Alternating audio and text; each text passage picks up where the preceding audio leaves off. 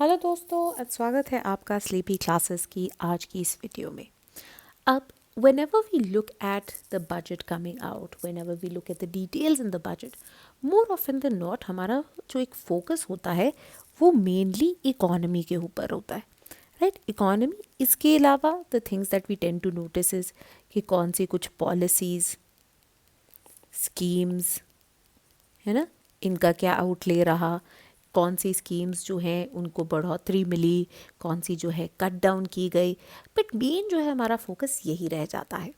A lot of times we forget that when the budget is allocating its various funds to different ministries, एक बहुत ही important component यहाँ पे आ जाता है when we look at external affairs, when we look at India's foreign policy, right? Because in geopolitical, geo-economic gains के लिए भी देश को पैसा खर्च करना पड़ता है, और वो पैसा अगेन कहाँ से एलोकेट हो रहा है, वो इसी बजट के अंदर जो है एलोकेट होता है। तो this is exactly what we will be looking at, that when we look at the union budget 2025, किस तरह से विजन बोर्ड प्रेजेंट करता है, not just for India's economic growth but also how does it seek to achieve certain foreign policy की strategic objectives. ठीक है, because especially when we look at this world in a flux, right? Today we talk of a multiplex world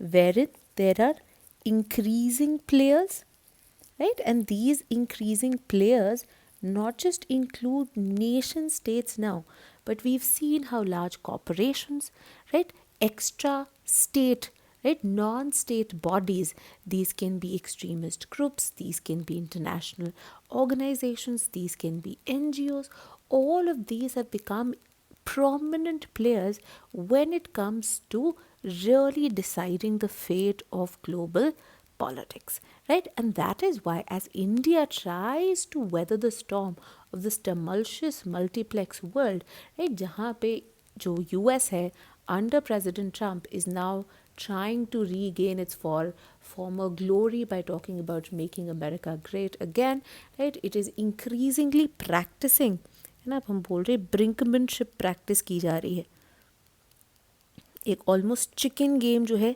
practice की जा रही है कि कौन पहले आंखें झुकाएगा। तो चाहे ये मेक्सिको हो, चाहे ये कनाडा हो, चाहे ये मिडल ईस्ट के अंदर हो, हर जगह American brinkmanship is at display under President Trump. So now with this happening, with US pulling out of core agendas, चाहे वो पेरिस अग्रीमेंट हो, चाहे वो WHO हो, चाहे वो वेरियस एड जो है, जो US एड है जो ऑफर की जाती है, now the countries or especially those that were looking to occupy greater space have to perform even more aggressively, and India happens to be one of those countries. ठीक है, और इसी union budget के अंदर जो है क्या आता है, जो एनुअल बजट हम एलोकेट करते हैं मिनिस्ट्री ऑफ एक्सटर्नल अफेयर्स को अपने काम करने के लिए, राइट। इसके अलावा एग्जिम बैंक को भी जो है अलग से होता है, बट ये बजट के अंदर जो है मिनिस्ट्री ऑफ एक्सटर्नल अफेयर्स, जो कि प्राइमरी हमारे जो वेरियस गवर्नमेंट के जो है पोर्टफोलियोज होते हैं, राइट, उनके अंदर मिनिस्ट्री ऑफ एक्सटर्नल अफेयर्स जो है, this is in charge of implementing and really pursuing India's foreign policy goals, ताकि ये जो गोल्स सेट किए हैं हमने उन्हें हम अचीव कर पाएँ, so as to fulfil what our national interest, right? And that is why this money is of utmost importance. Now, what is the kind of allocation that we see, right? The various ministries को different जो है budgetary allocation दिए जाते हैं, right? तो as per the union budget, तो this also sort of looks at the priorities of the country कि क्या क्या चीज़ें जो है priority में high हैं, right? So for example, when we look at the 2025 budget, we see defense की जो हमारी मिनिस्ट्री है getting 6.8% of the share, right? MEA की बजट की जब हम बात करते हैं, over time India has come to realize that to pursue its foreign policy objectives, it needs to spend more money. And that is why since 2014, since the Modi government coming into power, we have seen a steady rise of 67% of the budget allocation to Ministry of External Affairs till 2025, ये हमें जो है देखने को मिली है. However, when we look at its share in the annual budget, यहाँ पे आप बहुत सारी मिनिस्ट्रीज का एनुअल शेयर देख सकते हैं, राइट. हाउएवर इन सब से जब आप कंपेयर करोगे, MEA का जो बजट है, जो शेयर है of the entire budget, that is very small. In fact, it has gone down from 0.8 to 0.4% in the same time frame, right, in this decade of 2014 to 2025. Now, what is the point, right? Why is this important? As we've said कि India के जो strategic कुछ goals हैं, कुछ जो priorities हैं for the year ahead, उनको achieve करने के लिए हमें पैसा खर्च करना पड़ता है और यही हमें बजट देता है. Now, when we look at the 2025 budget, particularly given the fact that India is walking down the cotillion route, right? India is focusing more on geo-economic ventures, right? कि अब इकोनॉमिक ग्रोथ को अगर हमने achieve करना है, हमें जियो economically भी foreign policy को और इनरिच करना पड़ेगा. एंड यहाँ पे इसीलिए इन प्रायोरिटीज़ को अचीव करने के लिए ग्रेटर जो है use of money किया जा रहा है. Now, when we look at the budget allocation, a great focus is on India's neighborhood as well as connectivity projects. Again, you have to realize that जो neighborhood है, south Asia की particularly destiny जो है बहुत intertwined है. And connectivity which will bring in greater, again very importantly logistics जो है बेहतर बनेंगे, ट्रेड जो है बेहतर होगा, स्ट्रेटिजिक इंटरलिंकेजेस जो है इन कंट्रीज़ के बीच में पड़ेंगे, जो कि अगेन इकोनॉमिक गेन्स जो है वो ला पाएंगे. Another thing that we are looking at ना, this is a very paradigm shift, right. एक ग्रेट पैराडाइम शिफ्ट देखा जा रहा है इंडिया के अंदर, जहाँ पे now when we are looking at the spending of the MEA, they have also come to realize that rather than offering just aid based economic cooperation, right, कि हमने aid के नाम के जो है आपको पैसे दे दिए, we have to engage these countries, right, so that a win-win situation, एक win-win situation जो है वो arise हो सके.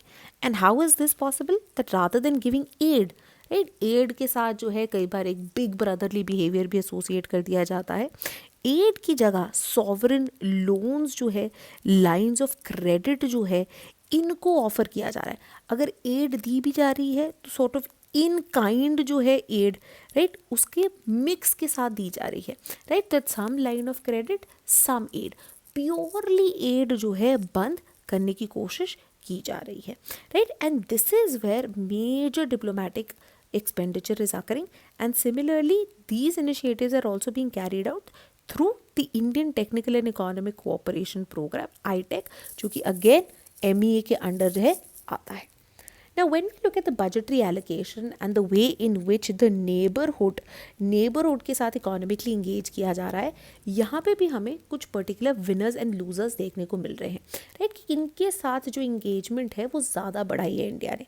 इनमें से एक क्रिटिकल सबसे ज़्यादा अटेंशन जिसे दी है, and again you have to realise given the preponderance of China, given the kind of way in which China के साथ जो है रिलेशंस चल रहे हैं, राइट. अब क्या हो गया है कि because of this interdependent relationship, right, एक complete cutoff is almost impossible.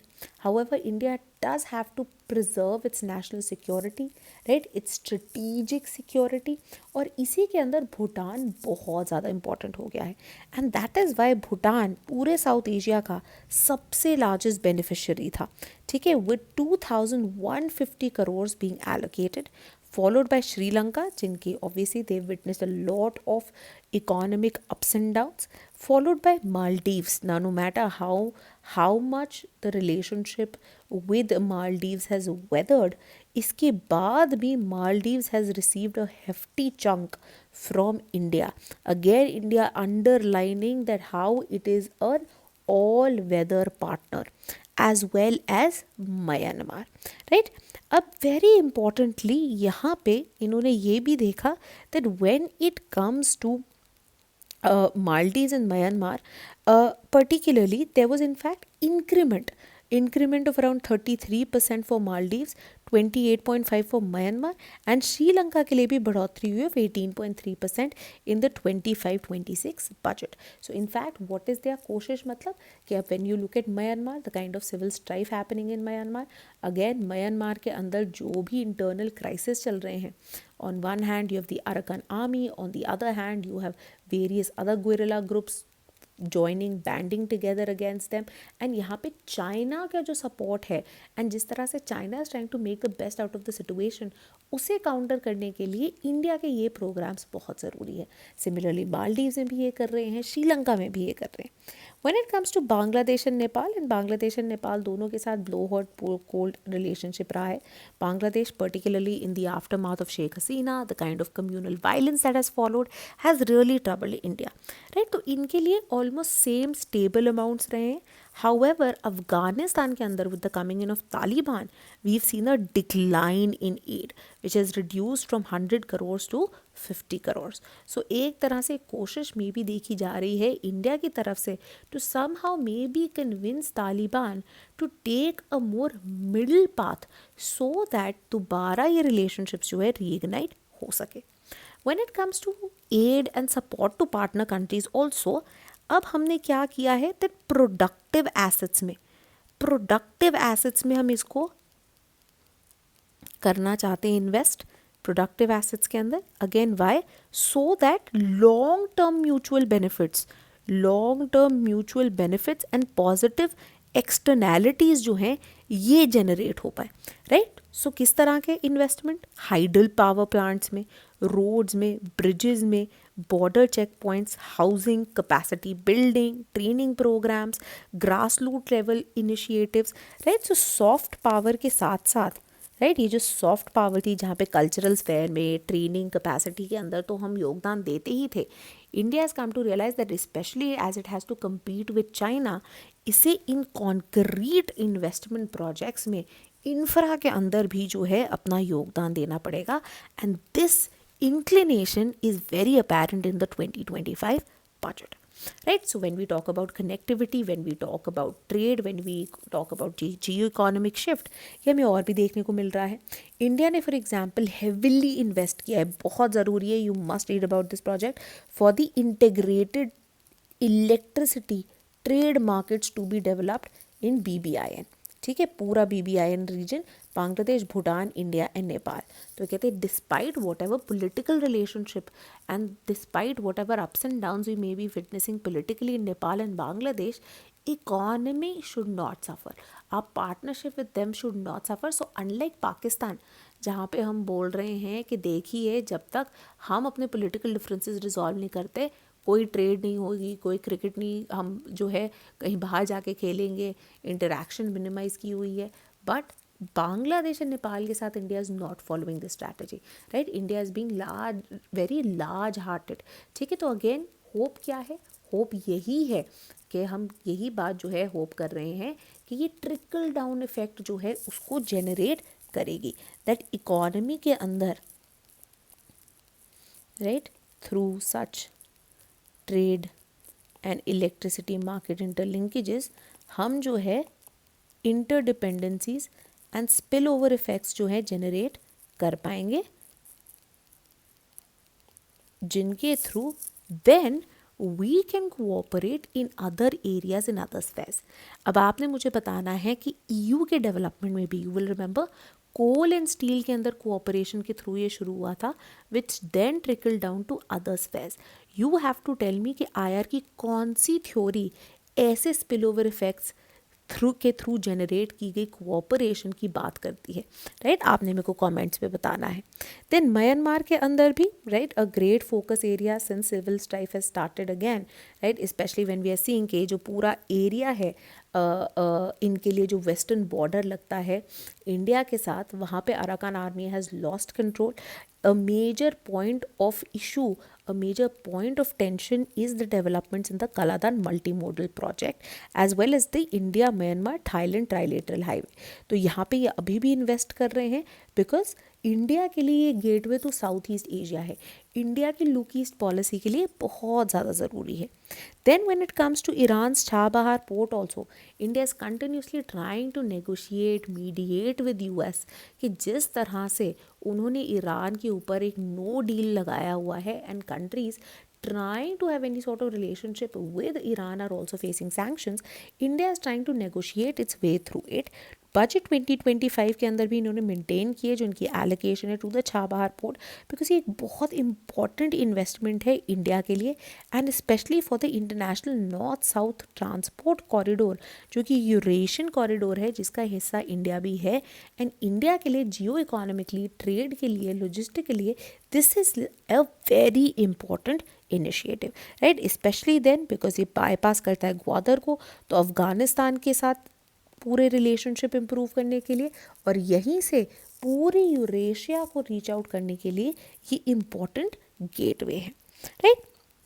MEA का यही जो बजट है ऑब्वियसली एक बहुत ज़रूरी एवेन्यू है इंडिया के इन स्ट्रेटेजिक गोल्स को अचीव करने के लिए, रीजनल सिक्योरिटी को बढ़ाने के लिए, बायलेटरल टाइज इंप्रूव करने के लिए एंड एक इंसाइट देता है इंडिया की विजन के लिए भी that what is India planning on the global platform, right. And while a lot of steps have been taken to ensure improvement upon the same, right, बहुत कुछ किया गया है, राइट. सो फॉर एग्जाम्पल जो discretionary spending है उससे और ज़्यादा बढ़ा दिया गया है, तो चाहे वो डिप्लोमेटिक इंगेजमेंट हो, आईटेक प्रोग्राम के अंदर इनिशिएटिव्स हों, राइट. क्यों? क्योंकि इंडिया अपनी ग्लोबल प्रोफाइल को एक्सपैंड करना चाहता है, पब्लिक परसेप्शन ये बनाना चाहता है that India is here to stay and India is a reliable partner and India is a power that is ready to contribute to maintaining the stability of various regimes जो कि global politics के लिए ज़रूरी है. जैसे कि अब हमने बात की थी when we see US really sidestepping with its aid programs, we are seeing China take more initiatives. China ने नेपाल में ऑलरेडी बोल दिया है कि जो US एड के तहत पुल हो रहा है हम उसको सप्लीमेंट करने को तैयार हैं. तो अब इंडिया को भी जितनी उनकी कैपेसिटी हो सके उसको मद्देनज़र रखते हुए अपनी ये जो इकोनॉमिक स्ट्रेटेजिक मैन्यूवरिंग है उसे बढ़ाना पड़ेगा so as to really capture upon its international relations के जो गोल्स हैं. However, all of this said and done, right, while there are greater budgetary allocations, there are also certain shortcomings, right. ORF के अंदर article के अंदर ये point out किया जाता है.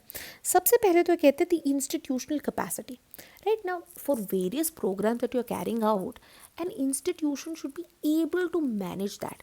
इस इंस्टीट्यूशन में कैपेबिलिटी एंड कैपेसिटी होनी चाहिए to be able to carry out those programmes. Now this is a major limitation. Institutionally इनकी जो कैपेसिटी है बहुत लिमिटेड है.